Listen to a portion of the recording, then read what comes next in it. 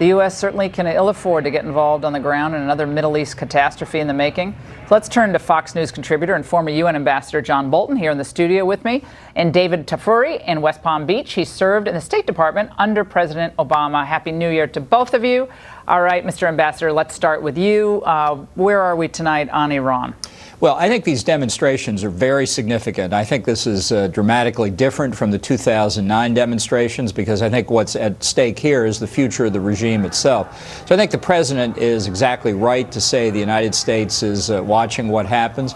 I don't think there's any question of military involvement here or anything else, but I do think it's in U.S. interest to support. When I hear regime change, I heard you talk about that over the last couple of days. We should support a regime, but I have to calm down about that because it can be just like our alliance with Lech Walesa and Poland and the fact is there's a huge amount of opposition to this regime. Has nothing to do with the United States. Economic discontent, ethnic discontent. The young people, 70% of the country, know they could have a different kind of life. And I think this regime is much more vulnerable than people think. It's dangerous. There's no question about it. But I think Trump's on the right track. All right, David, let's turn over now to what's happening in North Korea because the president put out a tweet.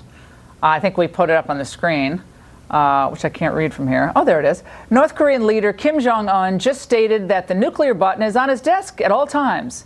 Will someone from his depleted and food-starved regime please inform him that I, too, have a nuclear button, capitalized, by the way, but it is a much bigger and more powerful one than his, and my button works. David, your reaction to that? Well, that's kind of a funny tweet, and it's good to see that President Trump has a sense of humor, but this is also a serious topic. He's right to remind North Korea and its leader that he also has a button that we will use military strikes against North Korea if we cannot come up with a diplomatic solution, but the emphasis still has to be on a diplomatic solution. But going back to your conversation about Iran, there's an important point in Iran, but let's note the difference between Iran and North Korea. Iran is an unstable authoritarian government but without nuclear weapons, whereas North Korea is an unstable authoritarian government with nuclear weapons. And that's a very significant difference, and the reason we have that difference is because we have a nuclear deal with Iran that caused Iran to give up its nuclear weapons. Yeah, well, Obama hung them out to dry, though, David. I mean, he hung those people out to dry. They were not able to get any support from the United States. He basically deferred on that question. Like, well, they're going to have to determine it for themselves, which, to some extent, I get that, but not when it's the largest state sponsor of terrorism. But I want to stay on this North Korea deal for a moment. I think there's something else going on with these tweets back and forth. I don't think it's just a firing off a tweet about North Korea. Do you, Mr. Ambassador? Well, I think the president's made it very clear that the only solution to North Korea is denuclearization. Period. And by that he means no nuclear weapons. And since I think there's zero chance North Korea is ever voluntarily going to give up nuclear weapons, it requires either dramatic action by China or China's cheating. China's cheating. And I think that's as we knew they were for a long time. Yeah.